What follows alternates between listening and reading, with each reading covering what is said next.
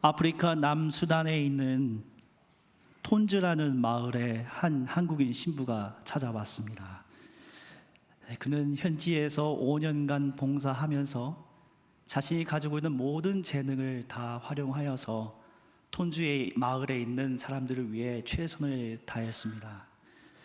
특히 20년 이상 내전 후 비참한 삶을 살던 톤즈 사람들을 위해 수학을 가르쳤고, 또 현지 청소년들을 위해 브라스 밴드를 만들어서 그들의 마음에 큰 감동을 주었습니다.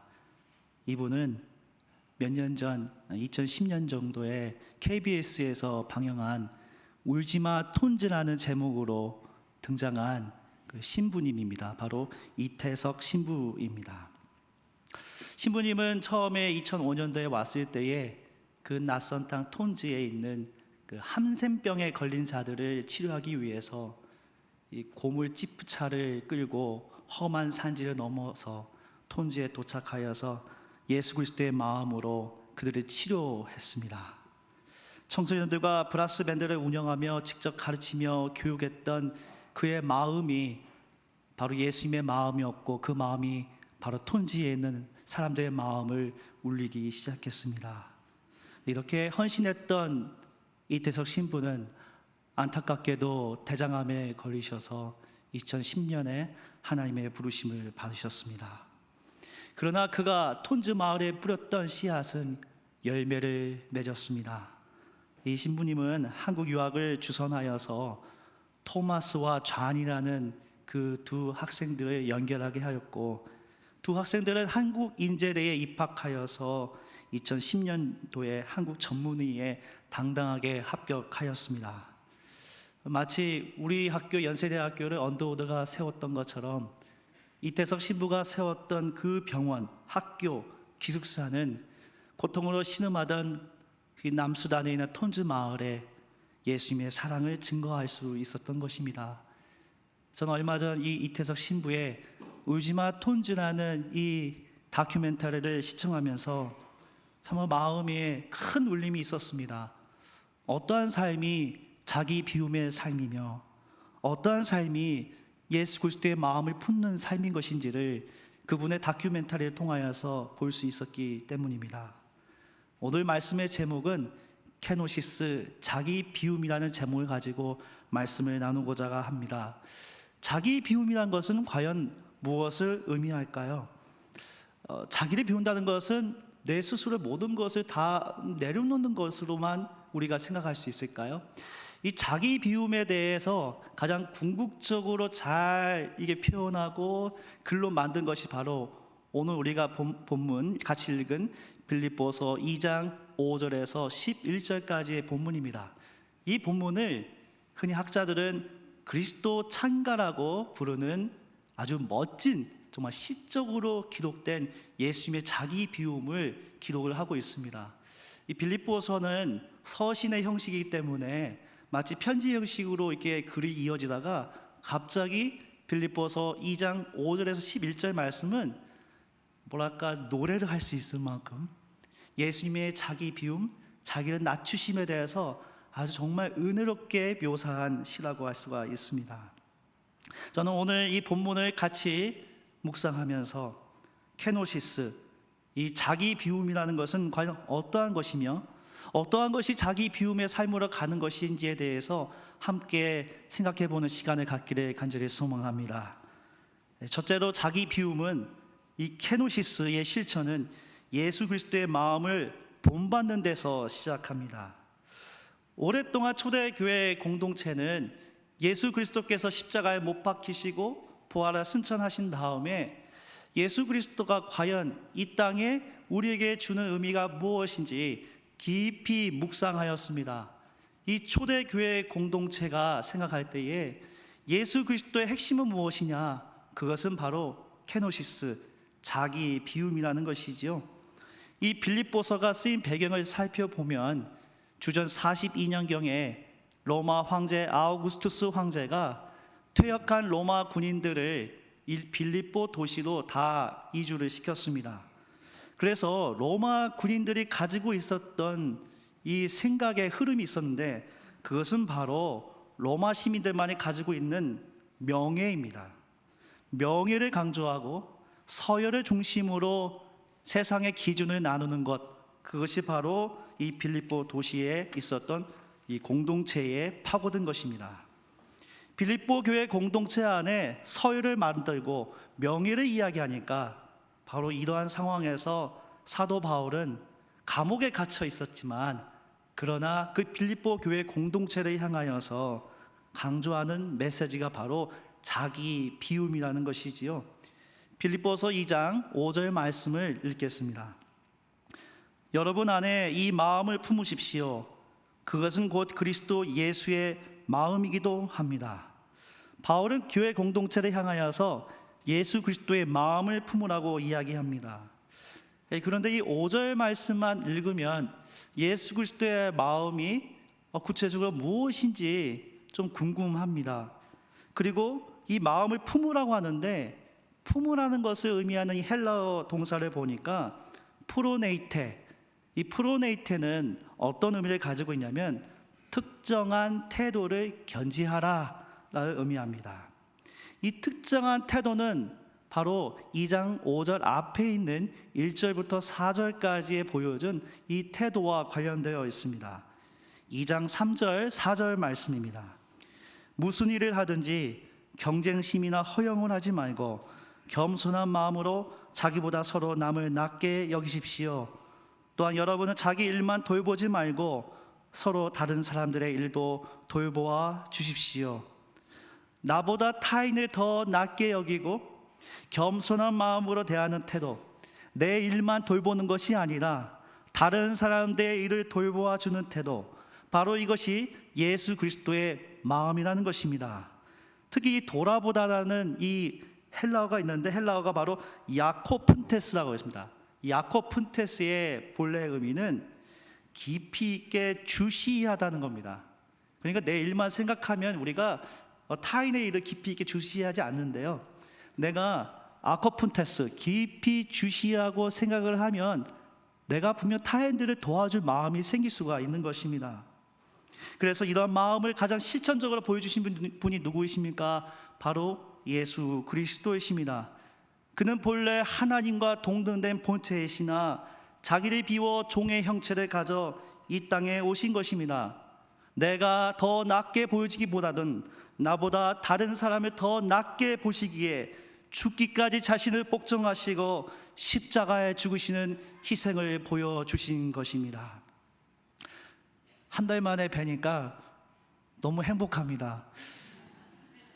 제가 정말 연세대학교의 동임 목사로 2년간 생활을 하면서 정말 우리 교우분들을 통해서 깊은 은혜와 사랑을 많이 받았다고 생각을 하게 되었습니다. 연세대학교회가 이 꽃동산이었구나. 그 안에서 제가 정말 행복하게 룰루랄라 하면서 정말 참 재밌게 살았구나. 큰 깨달음을 연세의료원에 가면서 깨닫게 되었습니다. 한 달간 지내보면서 제가 경험했던 저의 이 경험을 생각해 보면 3월달 또 왜 이렇게 깁니까?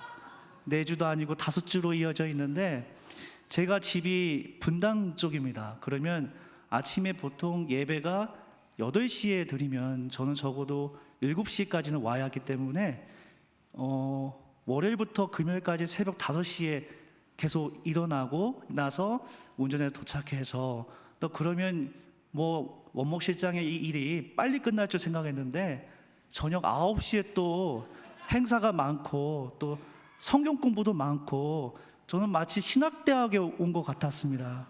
그래서 정말 아내랑 이야기하고 싶은 시간이 필요한데 집에 도착하면 10시가 되잖아요. 그러면 침대에 누우면 아내가 하루 종일 저에게 하고 싶었던 말을 계속 이야기합니다. 그러면 그게 저에게 자장가가 돼서 자연스럽게 잠이 깊이 자고 또 새벽 5시에 눈을 떠서 이렇게 원목실을 가게 되었는데요. 첫 주는 정말 여러 일정 때문에 주변을 신경 쓸 그러한 겨를이 없었습니다. 근데 두 번째 주가 되니까 점점 마음에 여유를 찾으면서 원목실 그 뒤에 있는 책들을 많이 보게 되었는데요. 그 책들에 그 알렌 선교사를 비롯하여서 존 헤론 선교사님 그리고 에비슨 선교사님들의 그 자서전 일기들을 읽어보면서 아주 깊은 은혜를 받았습니다. 그 중에 에비슨 선교사는 이 토론토에는 의과대학의 그 정교수직으로 평안하게 살 수 있었는데 낯선 조선으로 오기를 간절히 소망하는, 즉 바로 언더우드 선교사가 뉴욕 카네기 홀에서 강력하게 선포하는 그 말씀의 은혜를 받아서 1893년도에 재중원의 3대 학장으로 오셨습니다. 그가 세브란스 병원의 전신인 재중원과 나중에 언더우드 선교사님 2016년도에 소천하신 이후 연희 전문학교 양틀을 관리하면서 헌신을 했는데, 저는 이분이 사람들을 대하는 태도가 정말 감동적이더라고요.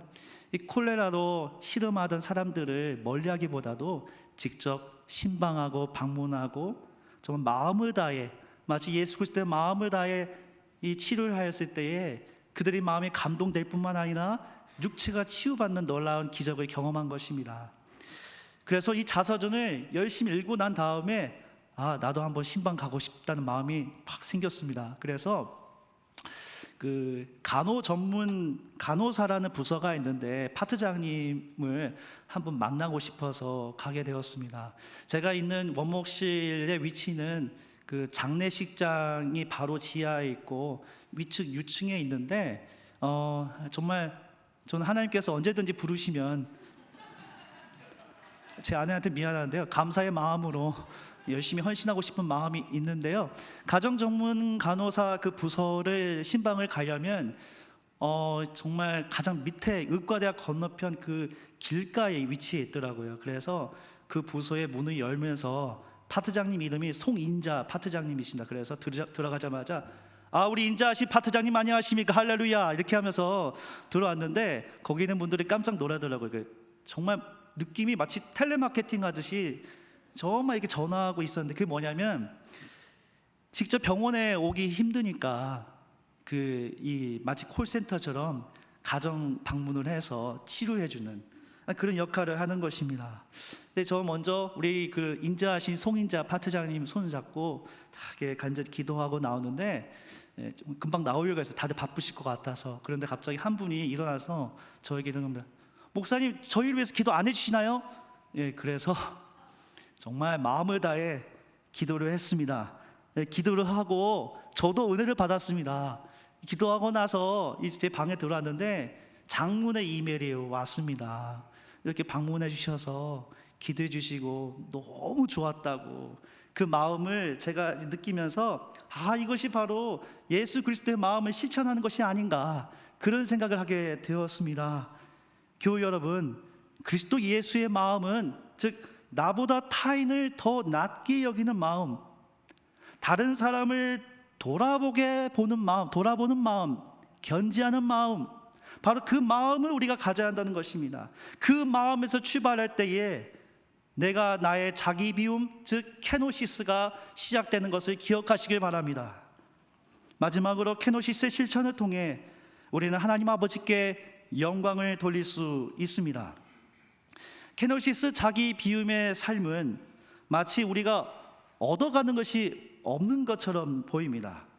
나의 시간을 들여서 다른 사람을 위해 헌신하는 것은 세상 기준으로 봤을 때는 어리석은 것으로 느껴집니다. 그래서 빌립보 교회의 현실이 참으로 그래야 했는데, 로마 시민권을 가진 자들은 자신의 명예를 위해서 수단과 방법을 가리지 않았습니다. 그러니까 자기의 명예를 드높이기 위해서 뭔가를 알리고 자꾸 그런 모습을 보이는데, 이것은 바로 오늘날 우리 현대인의 태도와도 많이 비슷합니다.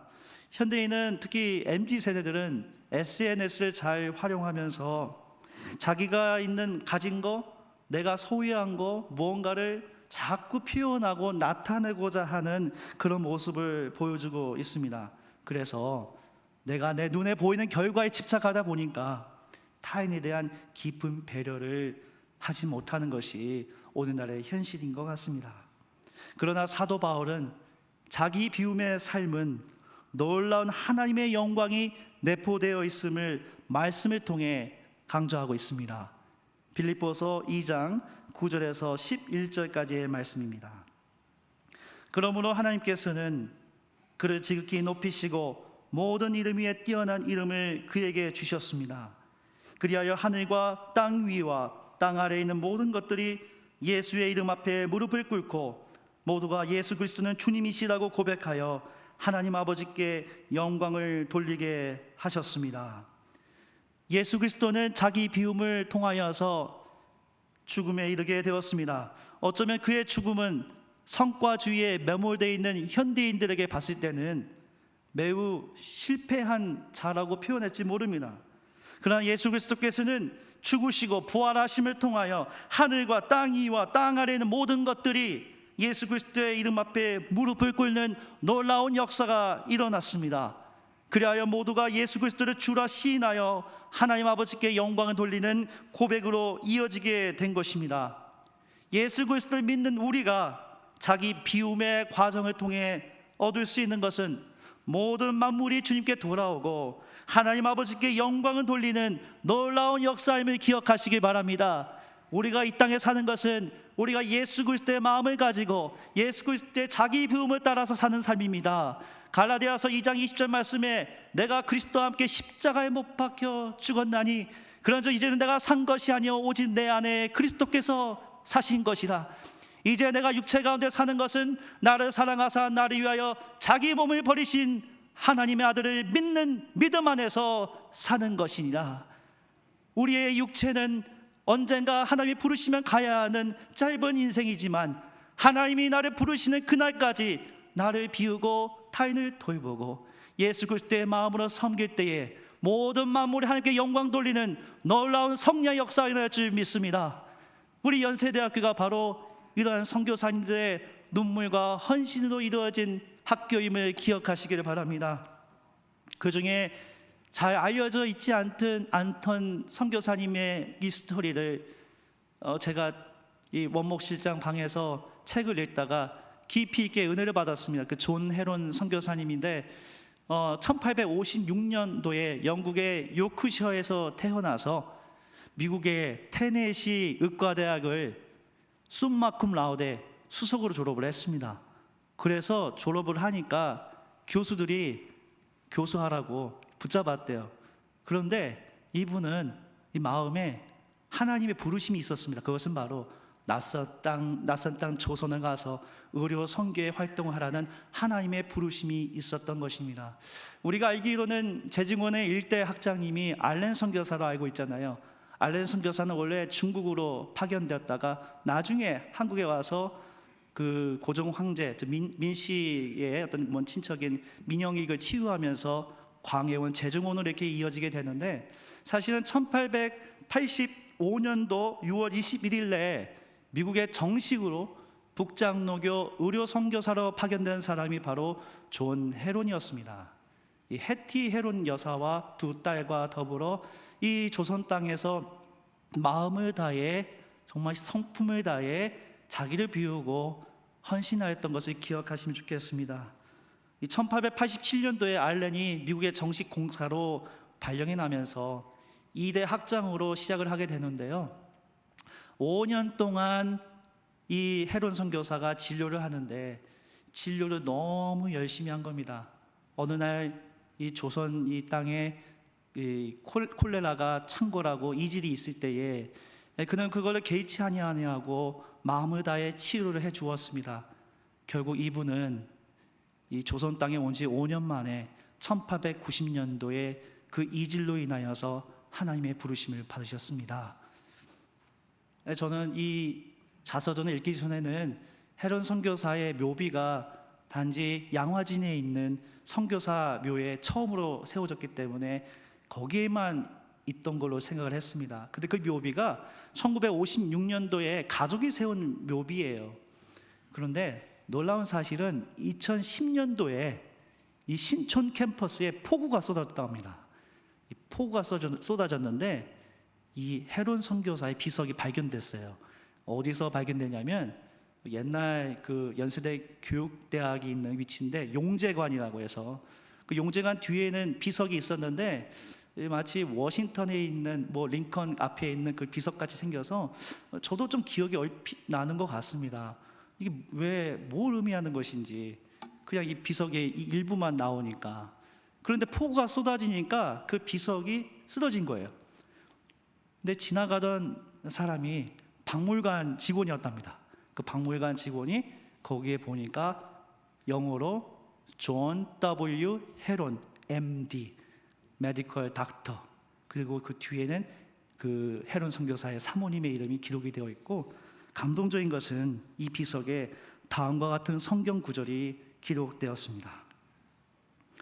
우리가 예수께서 죽으셨다가 다시 살아나심을 믿을진대 이와 같이 예수 안에서 자는 자들도 하나님이 그와 함께 데리고 오시리라.